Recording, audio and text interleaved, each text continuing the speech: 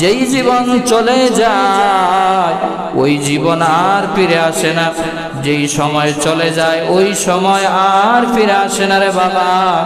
এই জন্য বছরের শেষ রাত্রিকে জীবনের একটা বছর চলে যাওয়ার জন্য মালিকের দরবারে গুনার জন্য মাপ চাও। আমার জীবনে এই বছর চলে গেল, 2025 সাল চলে গেল, নামাজ পড়তে পারি নাই, জিকির করতে পারি নাই, তেলাওয়াত করতে পারি নাই, মাওলা তোমার দরবারে চৌকের পানি ফালাইতে পারি নাই। এরকম হতো বাগা অনেক যুবক, অনেক মুরব্বী বাবা আছে 365টা দিনের একটা দিনও ফজরের নামাজ পড়ে নাই। রে কলিজার টুকরা যুবক ভাইরা, মুরব্বীদের দিকে তাকায় দেখো, তারাও এক সময় তোমার মতো নওজোয়ান ছিল, শক্তিশালী ছিল, মন চাইলে পাহাড় ভেঙে ফেলেছে, মন চাইলে যুদ্ধ করেছে, আগুনকে মোম বানায় দিয়েছে, কিন্তু আজ তাদের শক্তি নাই, কোনো কিছুই নাই। তোমার একটা সময় আসবে শরীরে কোনো শক্তি থাকবে না, কোনো কিছুই থাকবে না। এই জন্য জামানাকে, সময়টাকে কাজে লাগাও, গনিমত মনে করো, আর এই বছরের বিগত গুনার জন্য মাফ চাও। আগামী 2026 সালে যেন ইবাদত করতে পারো, আল্লাহর দরবারে ওয়াদাবদ্ধ হও। জামানা বেক হালে রহতা নিহি, জামানা বেক হালে রহতা নিহি, गुज़श्ता ज़माना पर आता नहीं, गुज़श्ता ज़माना पर आता नहीं। সৌভাগ্যের 4টা লক্ষণ ওই বান্দাবান্দির জন্য, সৌভাগ্যের 4টা লক্ষণ নবীজি হাদিস শরীফের ভিতরে ইরশাদ করেছেন। قال النبي صلى الله عليه وآله وسلم أربع من سعادة: المرأة الصالحة، المسكن الواسع، الجار الصالح، المركب الهني। মায়ের উম্মতরা জেনে রাখো, 4টা জিনিস হলো সৌভাগ্যের লক্ষণ। আল্লাহ যদি তোমাকে 4টা জিনিস দিয়া থাকে, বুঝতে পারবা তুমি দুনিয়াতে সব চাইতে বড় সৌভাগ্যশীল অবস্থায় আছো। 1 নম্বরে আল মারআতুস সালিহা, নেককার একজন স্ত্রী। 2 নম্বরে আমার নবীজি বলেন আল মাসকানুল ওয়াসি', 2 নম্বরে প্রশস্ত একটি বাসস্থান, আরামদায়ক একটি বাসস্থান। 3 নম্বরে ওয়াল জারুস সালিহ, সৎ প্রতিবেশী, নেককার প্রতিবেশী। আর 4 নম্বরে মান নবীজি বলেন আল মারকাবুল হানি, আরামদায়ক বাহন। এই 4টি হলো সৌভাগ্যের লক্ষণ। এর ভিতরে একটা হলো আল জারুস সালিহ, নেককার প্রতিবেশী, সৎ প্রতিবেশী। যার প্রতিবেশী ভালো হবে, নেককার হবে, আখলাক ভালো হবে, ব্যবহার ভালো হবে, সে চলতে ফিরতে উঠতে বসতে তার প্রতিবেশীকে সবসময় কাছে পাবে, তার জন্য চলাচল করা সহজ হবে। জোরে বলেন ঠিক না বেঠিক? আরো সহজেই বুঝতে পারবেন যদি ছোট্ট একটি ঘটনা আপনাদের সামনে উল্লেখ করি। হাদিস শরীফের ভিতরে এসেছে, আব্দুল্লাহ ইবনে মুবারক রাহমাতুল্লাহি আলাইহি জগৎ বিখ্যাত একজন মুহাদ্দিস ছিলেন। ওনার বাড়ির পাশে লাগোয়া একটা জমিন বিক্রি হবে।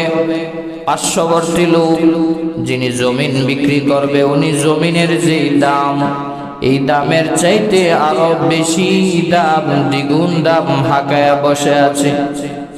এমনি লোকেরা ডাক দিয়া বলে, জমির দাম হলে তো আপনি দ্বিগুণ দাম হাঁকায়া বসে আছেন কেন?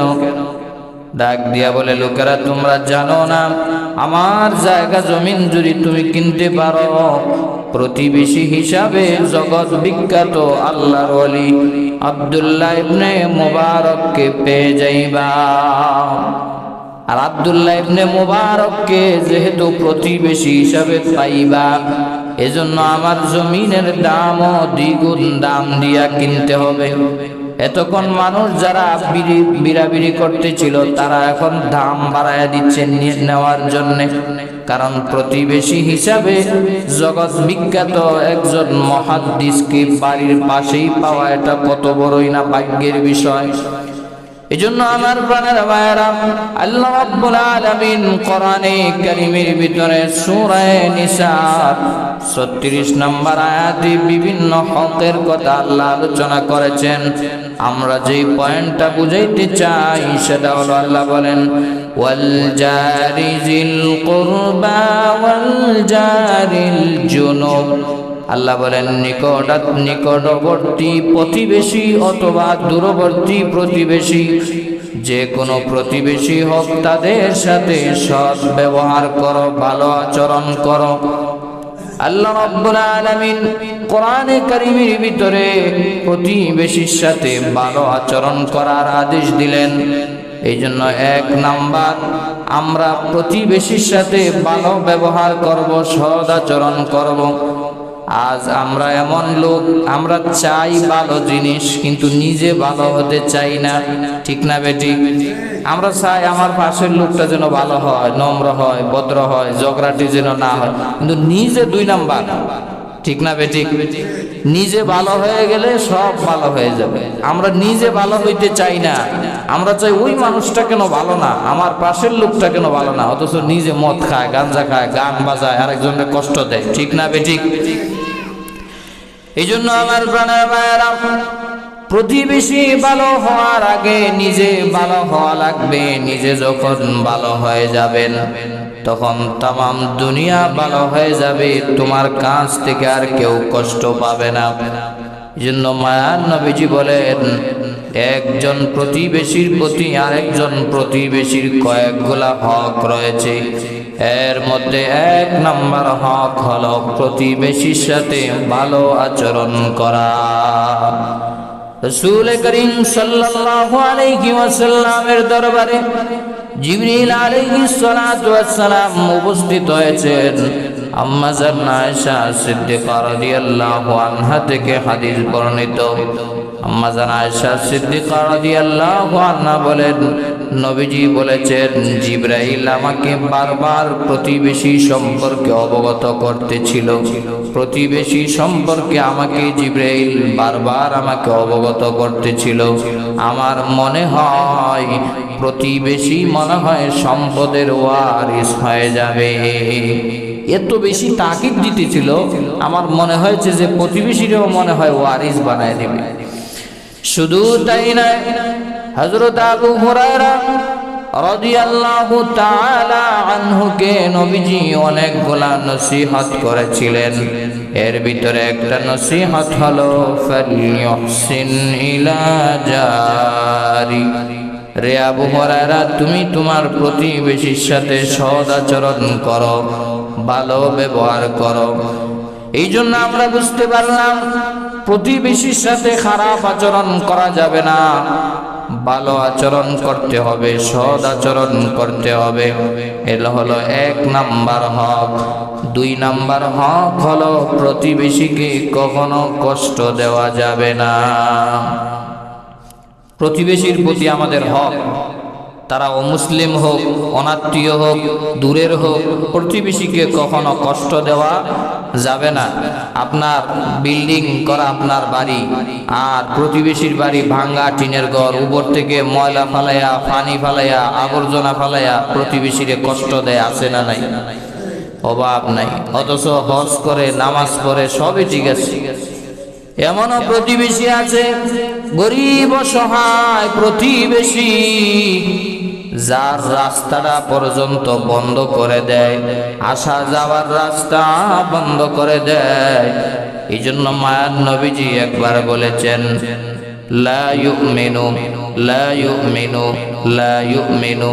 সে কখনো মুমিন হইতে পারে না, সে কখনো মুমিন হইতে পারে না, সে কখনো মুমিন হইতে পারে না। নবীজি গুরুত্বপূর্ণ কথা 3 বার বলেন। সাহাবায়ে কেরাম বলেন, ইয়া রাসূলুল্লাহ তিনবার কার কথা বললেন? মুমিন নয়। নবীজি বলেন যার অনিষ্ট থেকে তার প্রতিবেশী নিরাপদ নয়, সে কখনো প্রকৃত মুমিন হইতে পারে না। এই জন্য আমার প্রাণের ভাইয়েরা, প্রতিবেশীকে কখনো কষ্ট দেওয়া যাবে না। রাসূল করিম সাল্লাল্লাহু আলাইহি ওয়াসাল্লাম আরো বলেছেন, জান্নাতে প্রতিবেশী যারা প্রতিবেশীকে কষ্ট দিবে তাদের পরিণতি কেমন হবে? قال النبي صلى الله عليه وآله وسلم لا يدخل الجنة من لا يأمن جاره بوائقه। আল্লাহ তুমি জান্নাতে প্রবেশ করতে পারবে না যারা নিজের প্রতিবেশীদেরকে কষ্ট দিবে। প্রতিবেশীর অনিষ্টতা থেকে যারা নিরাপদ নয়, তারা আল্লাহর তৈরি জান্নাতের মেহমান হতে পারবে না। কঠিন অবস্থা আমার প্রাণের ভাইয়েরা। অনেক ধনাঢ্য ব্যক্তি এমন আছে যারা নিজেদের পার্শ্ববর্তী গরিব অসহায় প্রতিবেশীকে অথবা নিজের আত্মীয়র ভিতরেও হইতে পারে জমিন দখল কইরা কষ্ট দেয়, রাস্তা দখল কইরা কষ্ট দেয়, গেট বন্ধ কইরা কষ্ট দেয়। এমনও জায়গা আছে, এমনও দুশ্মনী আছে, যদি জিজ্ঞাসা করেন আপনার প্রধান দুশ্মনকে, বলবে আমার প্রতিবেশী। আমরা এমন মুসলমান, ঘরের সাথে ঘর, এই মানুষরে আমরা দেখতে পারি না, তারে মনে করি পৃথিবীর সবচেয়ে বড় দুশ্মন। ঠিক না বেঠিক? দূরের মানুষরে আমরা আপন মনে করি, আর একদম কাছের যার সাথে আমরা উঠা বসা চলাফেরা, রাত পোহালেই যার চেহারাটা আমরা দেখি, তারে আমার প্রধান দুশ্মন বানায় নেই। হ্যাঁ, আবার আশিকে রাসূল নবীর উম্মত আছে না নাই? এই জন্য প্রতিবেশীকে কখনো কষ্ট দেওয়া যাবে না। এই জন্য আমার বানানো ভাইয়েরা, প্রতিবেশীর হকগুলো সঠিকভাবে আদায় করতে হবে। কিয়ামতের কঠিন ময়দানে আল্লাহ রাব্বুল আলামিন সর্বপ্রথম দুইজন প্রতিবেশীকে মীমাংসা করে বিচার কার্য আল্লাহ স্টার্ট করবেন। দুইজন প্রতিবেশীকে মহান আল্লাহ মিলাই দিবেন। নবীজি সাল্লাল্লাহু আলাইহি ওয়াসাল্লাম আরো বলেছেন, কিয়ামত তখন হবে না যখন নাকি সন্তান বাবাকে হত্যা না করবে। কিয়ামত তখন হবে না সন্তান যখন মাকে হত্যা না করবে। কিয়ামত ততক্ষণ পর্যন্ত হবে না প্রতিবেশী যখন প্রতিবেশীকে হত্যা না করবে। আমাদের সমাজে এখন প্রতিবেশীর প্রতি হিংসা বিদ্বেষ আছে না নাই? অভাব নাই। প্রতিবেশীকে আমরা দেখতে পারি না, প্রতিবেশীর চেহারাই দেখতে পারি না, তার শরীরের ছায়া পর্যন্ত দেখতে পারি না, অথচ নিজেকে বড় মুমিন দাবি করি, নামাজওয়ালা হজ হাজি সাহেব দাবি করি, দাড়িওয়ালা টুপিওয়ালা দাবি করি, অথচ আমার পাশের লোক, আমার পার্শ্ববর্তী, আমার ভাই, আমার বোন, আমার প্রতিবেশীর লোককে আমি দেখতে পারি না, তার হকগুলা যথাযথ আদায় করতেছি না। এই জন্য আমার বানারা ভাইয়েরা, বলতেছিলাম প্রতিবেশীকে কখনো কষ্ট দেওয়া যাবে না। আজ সমাজ এত খারাপ হয়ে গেছে, এত নির্মম হয়ে গেছে, প্রতিবেশীর সাথে যদি ঝগড়া হয় তাহলে প্রতিবেশীর হাঁস মুরগ গরু ছাগল ইত্যাদি এগুলা তো আর ওয়াজ বুঝে না। গরু ছাগল কি ওয়াজ বুঝে যে আমার মালিকের সাথে দুশ্মনী, এই জন্য আমি তার ঘরে যাইতে পারবো না? হাঁস মুরগ কি আর ওয়াজ বুঝে? হাঁস মুরগ তো ঠিকই যাইতেছে। এমন বিদ্বেষ আমাদের অন্তরে, আমরা হাঁস মুরগ এবং গরু ছাগলের মালিকের সাথে ঝগড়া। এই জন্য গরু ছাগল হাঁস মুরগিও যদি আসে আমার সীমানার ভিতরে, বাইরে একদম ঠ্যাং ঠুং ভাঙিয়া দেয়। আছে না নাই? কয়েক বছর আগে বরিশালে এরকম ঘটনা হয়েছে যে প্রতিবেশীর সাথে দুশ্মনী, ওই প্রতিবেশীর হাঁস ঘরে আসার কারণে হাঁসকে মেরে ফেলেছে। হাঁস মারা নিয়া দুই প্রতিবেশীর ভিতরে দ্বন্দ্ব, মারামারি হইয়া, হত্যা হইয়া কয়েকজন জেলে, কয়েকজন আহত, এরপরে মামলা মোকদ্দমা চলতেছে একটা হাঁসকে কেন্দ্র করে। আমরা মুসলমান, নবীজির উম্মত, এই আমাদের অবস্থা। এগুলো সমাজের বাস্তব চিত্র। এই জন্য আমার বানার ভাইরা রাসূল আরবি সাল্লাল্লাহু আলাইহি ওয়াসাল্লাম বলেছেন, খবরদার মুসলমান, তোমার থেকে যেন আরেকজন মানুষ কষ্ট না পায় এই দিকে খেয়াল করবা। প্রতিবেশীর প্রতি প্রতিবেশীর ৩ নম্বর হক হলো প্রতিবেশীকে হাদিয়া দেওয়া, হাদিয়া আদান প্রদান করা। তাহাদাউ তাহাব্বাউ, হাদিয়া দেওয়া এবং নেওয়া সুন্নাত। আগেকার এক সময় ছিল যখন ভালো কোনো জিনিস রান্না করা হতো পার্শ্ববর্তী ঘরগুলাতে দেওয়া হতো। আমি নিজেও দেখেছি, আমার বাবা আমার মা ইফতারি যখন রান্না করতো, ইফতারি যখন ব্যবস্থা করতো, অল্প অল্প করে দিয়ে দিতেন। আমরা নিয়ে এই ঘরে ওই ঘরে ওই ঘরে আমাদের আত্মীয় পার্শ্ববর্তী আমরা দিয়ে আসতাম। তো মনে মনে ভাবতাম এই অল্প কদ্দুর ইফতারি দিয়ে আর কি হবে, কিন্তু এটার ভিতরেও মায়া মহাব্বত হৃদ্রতা আছে না নাই? এখন এগুলা নাই। ভালো বিরিয়ানি পাকাবে, ভালো খাবার দাবার রান্না করবে, পার্শ্ববর্তী ঘর যেন আপনার এই ভালো খাবারের সুঘ্রাণেও যেন কষ্ট না পায়, এটা ইসলাম সতর্ক করেছে।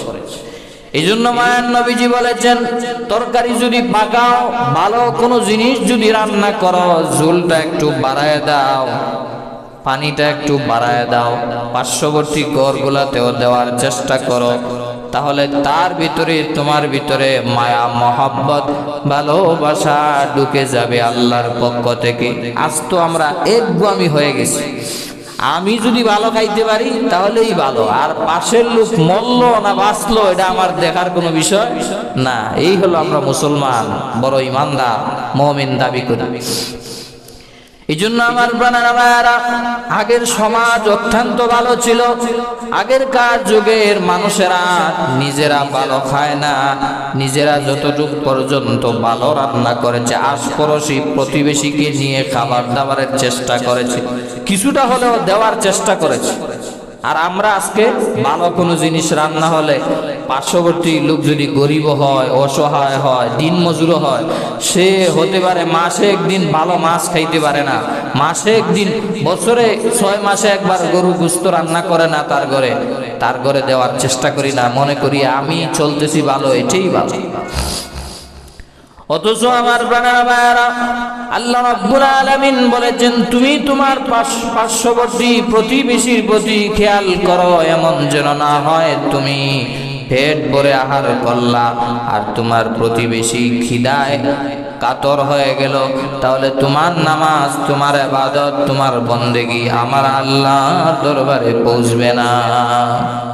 অনেক ধনাঢ্য ব্যক্তি আছে বলে, হুজুর আমি বছরে বছরে উমরা করি কয়েকটা, অথচ তার পাশের প্রতিবেশীর লোক মেয়ে বিয়ে দিতে পারে না, ছেলে বিবাহ করাইতে পারে না, 3 বেলা খাবার ঠিক মতো জুড়ে না, অথচ উনি 10 বার হজ করে, 10 বার উমরা করে বছরে।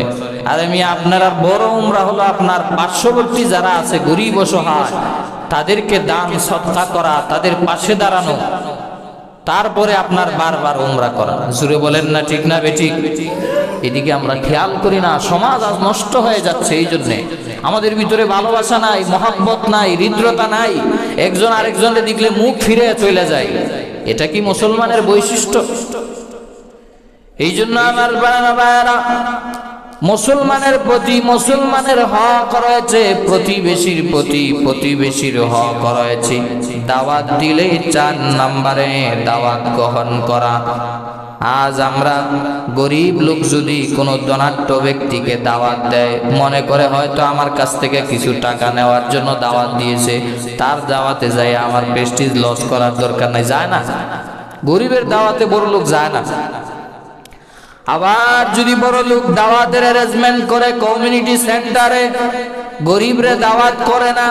ওলিমার অনুষ্ঠানে, বিবাহের অনুষ্ঠানে শুটফুটওয়ালা বড় লোকদেরকে দাওয়াত করে, মনে করে আমার এখানে ভিআইপি লোক আসবে, এখানে যদি দিন মজুর ঠেলাওয়ালা রিস্কাওয়ালা তার জামা ছিঁড়া পাড়া নিয়ে যদি কমিউনিটি সেন্টারে আসে, আমার প্রেস্টিজের একটা লস হয়ে যাবে, গরিবরে দাওয়াত দেয় না, আসে না নাই?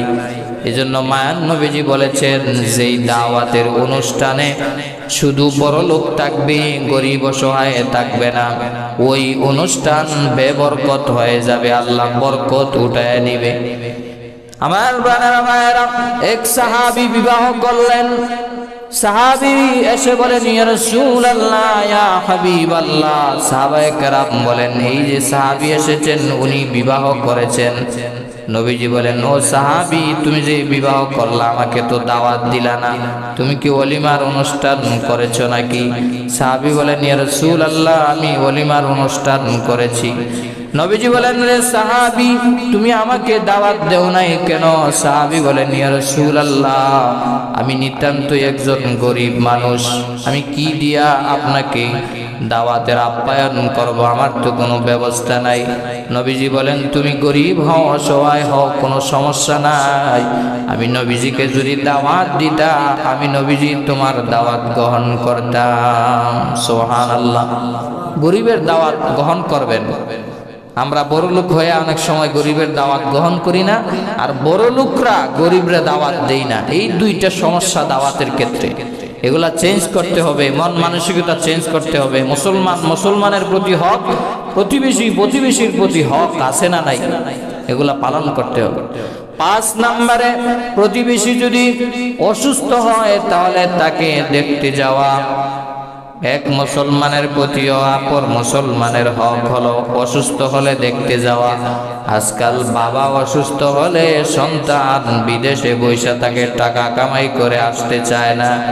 মা অসুস্থ হইয়া মারা যায়, ওইদিকে দেশে বইয়া ডলার কামায়, অথচ মার অসুস্থতার কোনো খবর সন্তানের নাই। আর আল্লাহ রাব্বুল আলামিন জানায় দিলেন, প্রতিবেশী যদি তোমার অসুস্থ হয় তুমি দেখতে যাও, তাকে সান্ত্বনা জানাও, তার পাশে দাঁড়াও। কমপক্ষে একটা মানুষ যদি অসুস্থ ব্যক্তিকে গিয়া বলে, ভাইজান আপনার অসুস্থ হয়েছে, লা বাসা তাহুরুন ইনশাআল্লাহ, কমে যাবে আপনার অসুখ।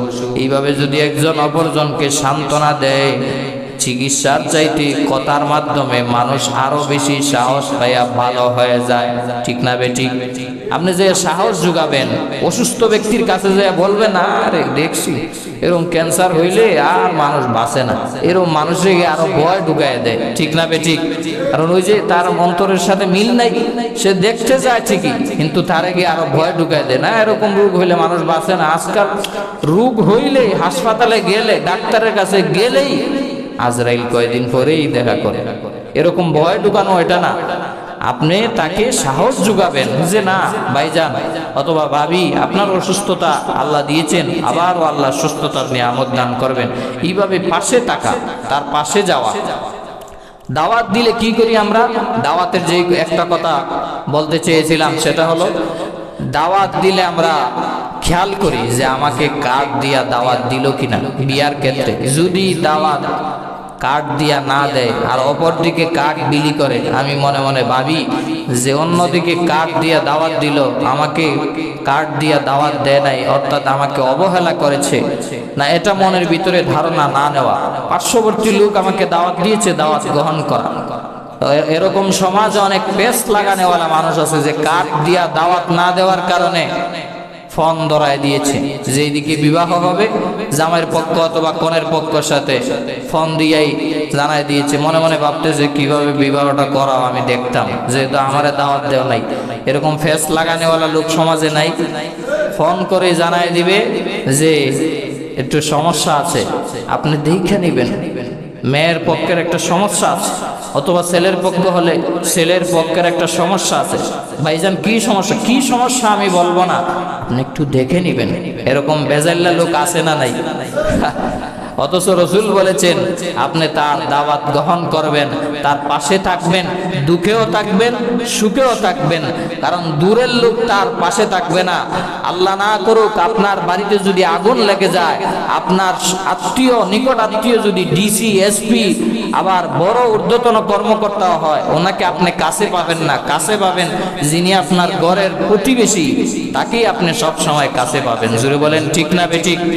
এই জন্য বিপদে আপদে আপদে সুখে দুঃখে সব সময় এক প্রতিবেশী অপর প্রতিবেশীর সহায়ক হয়ে যাওয়া, এটাই আমার নবীজির আদর্শ। চিৎকার দিয়ে বলেন আল্লাহু আকবার।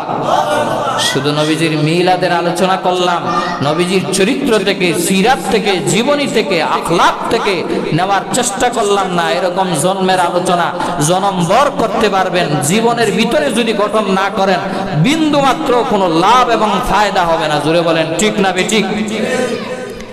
এই জন্য আমার বানারা ভাইয়েরা, শুধু আমরা মিষ্টি খাওয়ার সুন্নতটা জানি, কিন্তু কিয়ামত আর জিহাদের ময়দানে পাথরের আঘাত যে সইতে হয় সেটা আমরা মানি না। আমরা মনে করি খাবারের পরে মিষ্টি খাওয়া এটা মনে হয় বড় সুন্নত, কিন্তু আরেকটা সুন্নত যে জিহাদের ময়দানে যায়া পাথরের আঘাত সইতে হবে, সেটাও যে নবীজির সুন্নত, এটা আমরা মানতে চাই না। শুধু আমরা মনে করি তসবিহ নিয়া মসজিদের কর্নারে বৈশা তালিম তরবিয়ত জিকির আজকার করা, এটাই মনে হয় নবীজির সুন্নত। অথচ আরেকটা সুন্নত যে রাষ্ট্রনায়ক হওয়া, এটা আমরা মানতে চাই না। আওয়াজ দিয়ে বলেন ঠিক না বেঠিক?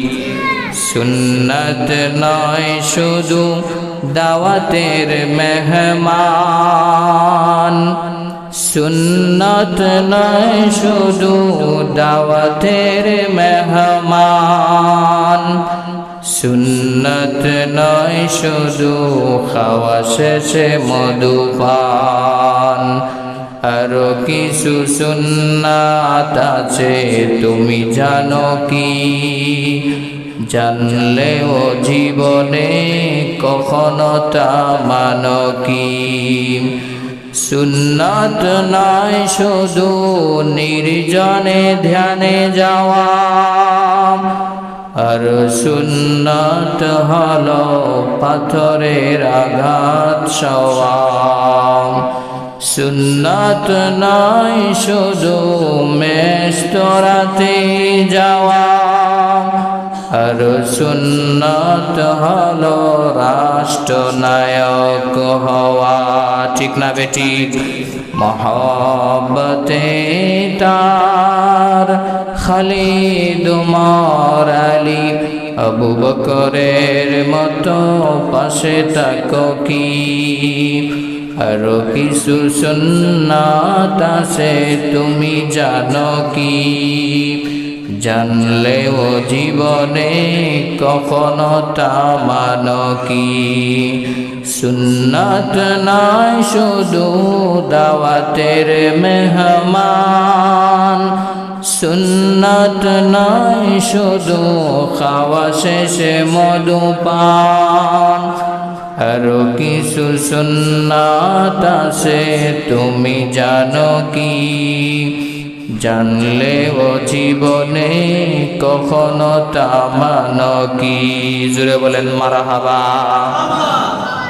নবীজির প্রত্যেকটা সুন্নত আমাদের জীবনে বাস্তবায়ন করা চাই। শুধুমাত্র খাওয়া শেষের মিষ্টি পানটা আর দাওয়াতের মেহমানদারি করাটা, এটার মধ্যেই ক্ষান্ত থাকলে হবে না। নবীজির প্রত্যেকটা জীবনের প্রত্যেকটা সুন্নত পুঙ্খানুপুঙ্খানুভাবে যেই উম্মত পালন করবে, মানবে, সেই হলো প্রকৃত নবীজির উম্মত। জুড়ে বলেন ঠিক না বেঠিক? 2025 সালের সর্বশেষ জুমা আজকের জুমার মাধ্যমে এই বছরের ইংরেজি মাসের জুমা শেষ হয়ে গেল। অর্থাৎ বছরের একটা বছর আমাদের জীবন থেকে বিদায় নিয়ে চলে গেল। এটা খুশির বিষয় না দুঃখের বিষয়? দুঃখের বিষয়। আমাদের জীবন থেকে একটা বছর চলে গেল, এর মানে আমরা কবরের দিকে এক পা আগাইতেছি। জুড়ে বলেন ঠিক না বেঠিক? অথচ দুর্ভাগার হতভাগারা আর কয়েকদিন পরেই 2025 সালের 31শে ডিসেম্বর রাতের বেলা বছরের শেষ রাত্রি উদযাপন করবে 31st নাইট নামে। যুবকরা বলেন ঠিক না বেঠিক? এই 31st নাইট যে রাত্রিটা আগামী কয়েকদিন পরেই আসতেছে, যুবক যুবতী বেহায়াপনা বেলাল্লাপনায় নর্তকীদের নাচ আর গান দিয়া আড্ডাবাজি করে, আতশবাজি করে 31st নাইট পালন করবে। এটা মুসলমানের কখনো সভ্যতা হইতে পারে না। জুড়ে বলেন ঠিক না বেঠিক? মুসলমানের উৎসব হলো ঈদুল ফিতর, ঈদুল আজহা, এরপরে শবে কদর, শবে মেরাজ, শবে বরাত, এগুলা হলো মুসলমানের জাতীয় উৎসব। জুড়ে বলেন ঠিক না বেঠিক? মুসলমানের সন্তান হইয়া যুবক যুবতী আজ 31st নাইট নামে এই বেহায়াপনা বেলাল্লাপনায় গান বাজনা বাদ্য দিয়া এই রাত্রিটাকে উদযাপন করতেছে, নাউজুবিল্লাহ। অথচ ইতিহাসবিদরা লেখে 31st নাইট এটা বিজাতীয় একটি সংস্কৃতি। খ্রিস্টান ধর্মের আগের ধর্ম ছিল রোমানীয় সংস্কৃতি। সেই রোমানীয়রা তারা বছরের শেষে সর্বশেষ রাত্রিতে 12টার আগে জানুস নামক একটা দেবতা ছিল। নাম কি? জানুস। গুগলে সার্চ করলে পাবেন, JANUS, জানুস। জানুস নামক দেবতার 2টা মাথা ছিল। কয়টা মাথা? 2টা মাথা। তার পিছনের মাথা দিয়া রাত 12টার আগে তারা যাইয়া ভক্তি দিত, শ্রদ্ধা করত। ও জানুস নামক দেবতা, বিগত একটা বছর যে আমাদের থেকে বিদায় নিয়ে চলে গেল, 1 বছরের ভিতরে যত ভুল ভ্রান্তি গুনাহ হয়েছে, পাপ হয়েছে, পাপাচার হয়েছে, আমাদেরকে তুমি দেবতা আমাদেরকে মাফ করো। নাউজুবিল্লাহ বলবেন না? 12টা 1 মিনিট যখন হয়ে যেত, সামনের মাথা দিয়ে চলে আসতো। জানুস নামক দেবতার সামনের মাথা দিয়ে আইসা তারা ভক্তি দিত, শ্রদ্ধা করত। আগামী যেই বছর আমরা উপনীত হলাম, সেই বছরের ভিতরে যেন আরাম, আয়েশ, সুখে, শান্তিতে বসবাস করতে পারি, আপনি আমাদেরকে মঙ্গল দান করুন। নাউজুবিল্লাহ বলবেন না? দেবতার কাছে তারা মঙ্গল চাইতো, অমঙ্গলের কামনা করত। এটা ছিল রোমানীয় সংস্কৃতি। এটা কখনো মুসলমানের সংস্কৃতি হইতে পারে না। জুড়ে বলেন ঠিক না বেঠিক? আজ যুবক যুবতীদেরকে এই 31st নামক বেহায়াপনা বেলাল্লাপনার মাধ্যমে 14ই ফেব্রুয়ারি ভালোবাসা দিবস নামক বেহায়া এবং বিশ্ব বেহায়া দিবস নামে মুসলমান যুবক যুবতী নর্তকীদেরকে রাস্তায় ঘাটে পার্কে ক্লাবগুলাতে নামায়া গুনাহের আড্ডায় নিমজ্জিত করতেছে ওই সমস্ত বিজাতীয় সংস্কৃতিরা। জুড়ে বলেন ঠিক না বেঠিক? এই জন্য যুবক যুবতীদেরকে সাবধান করতে চাই, 31st নাইট নামক এই বেহায়াপনার রাত্রিটি তুমি কখনো আনন্দ উল্লাস করে কাটানোর রাত্রি না, এটা তো তোমার ইবাদতের রাত্রি বানায় নিতে পারো। যে আয় আল্লাহ, আমার জীবন থেকে একটা বছর চলে গেল, যেই বছর চলে গেল এই বছর তো আর আসবে না, কারণ যেই দিন চলে যায় আর এই দিন ফিরে আসে না। এই জন্য তুমি আনন্দ উল্লাস না করে, তোমার ভিতরে যদি মেধা থাকে, বুদ্ধি থাকে, জ্ঞান থাকে, ন্যূনতম তুমি যদি মুসলমান পরিবারের সন্তান হয়ে থাকো, তুমি তো গান বাজনা আড্ডাবাজি করতে পারো না, তুমি তো মশলা নিয়া নামাজ পড়ে আল্লাহর দরবারে কান্নাকাটি করতে পারো। জুড়ে বলেন ঠিক না বেঠিক? কারণ এ লুৎফে জিন্দগি বার বার আয়া नहीं करता, এ লুৎফে জিন্দগি बार बार आया नहीं करता। যেই জীবন চলে যায় ওই জীবন আর ফিরে আসে না, যেই সময় চলে যায় ওই সময় আর ফিরে আসে না রে বাবা। এই জন্য বছরের শেষ রাত্রিকে জীবনের একটা বছর চলে যাওয়ার জন্য মালিকের দরবারে গুনার জন্য মাপ চাও। আমার জীবনে এই বছর চলে গেল, 2025 সাল চলে গেল, নামাজ পড়তে পারি নাই, জিকির করতে পারি নাই, তেলাওয়াত করতে পারি নাই, মাওলা তোমার দরবারে চৌকের পানি ফালাইতে পারি নাই। এরকম হতো বাগা অনেক যুবক, অনেক মুরব্বী বাবা আছে, 365টা দিনের একটা দিনও ফজরের নামাজ পড়ে নাই। আছে না নাই? আওয়াজে কয় আপনারা সব মনে ফজরের সময় উঠা পড়েন নাকি? জুড়ে বলেন আছে না নাই? তাহলে আপনি আনন্দে কিভাবে আত্মহারা হন? আপনি তো কান্নায় বিভোর হয়ে যাওয়ার কথা। আল্লাহ, একটা বছর চলে গেল, একটা বছরের একটা দিনও আমি ফজরের নামাজ পড়তে পারি নাই, অথচ সকালবেলা ঠিকই নাস্তা করেন। আল্লাহ বলে, হ্যাঁ 8টা বাজে 10টা বাজে উঠতে নাস্তা করতেছো, করো বান্দা, কিন্তু আমার হুকুম ছিল ফজরের নামাজ পড়া, পড়ো নাই। দুপুরবেলা খাবার খাইতেছো, খাও বান্দা, বাধা নাই, কিন্তু জোহরের নামাজটা তো পড়ো নাই। আসরের নামাজ না পড়া তুমি খেল তামাশায় চলে গেলা, খেল তামাশা করতে থাকো, জমিনে চাষ করতে থাকো, কিন্তু আমি আল্লাহর হুকুম ছিল আসরের নামাজ পড়াতে, সেটাও পড়ো নাই। আবার সন্ধ্যার পরে তুমি আনন্দ আনন্দ উল্লাসে দোকানে আড্ডাবাজি করার জন্য চলে গেলা, আল্লাহ করে করতে থাকো, কিন্তু মাগরিবের নামাজ তোমার উপর ফরজ ছিল, সেটাও তুমি আদায় করো নাই। রাতের বেলা নাক ডাকায় ঘুমাইলা, বান্দা নাক ডাকায় ঘুমাইতে থাকো, কোনো বাধা নাই, কিন্তু আমি আল্লাহ তোমার উপর এশার নামাজ ফরজ করেছিলাম, এশার নামাজটা পড়ো নাই। এই জন্য একটা বছর চলে গেলে, এটা তো গানের ভিতরে কাটানোর কথা না, ডিজে গান আড্ডাবাজি কইরা সাউন্ড বক্স দাম আওয়াজ দিয়া মানুষকে কষ্ট না দিয়া আপনি জায়নামাজ নিয়া কান্নায় বিভোর হয়ে যাওয়ার কথা। জোরে বলেন ঠিক না বেঠিক? আপনার ভিতরে যদি মেধা থাকে, বুদ্ধি থাকে, চিন্তা করবেন একটা বছর চলে গেল, কত অক্ত নামাজ পড়লাম, কি জবাব দিবেন আল্লাহর কাছে? যুবক ভাই, অনেক যুবক আছে মরে যায়, মোটরসাইকেল নিয়ে বাইর হয়, আর করে ফিরে আসে না। এই জন্য জিন্দিগি চলে গেলে, জামানা চলে গেলে এটা আর ফিরে আসে না। জোরে বলেন ঠিক না বেঠিক? জামানা বেক হালে রহতা নিহি, জামানা বেক হালে রহতা নিহি, गुज़श्ता ज़माना पर आता नहीं, गुज़श्ता ज़माना पर आता नहीं।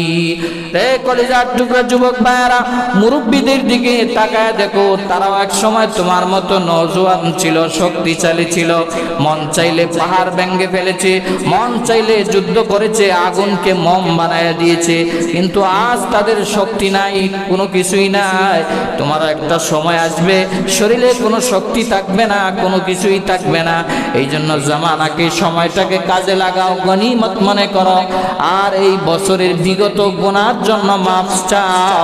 আগামী 2026 সালে যেন ইবাদত করতে পারো, আল্লাহর দরবারে ওয়াদাবদ্ধ হও, আগামী একটা বছর যেন আমরা ইবাদতে কাটাইতে পারি, আল্লাহ যেন আমাদের জন্য বরকতময় করেন। সবাই বলেন আমিন।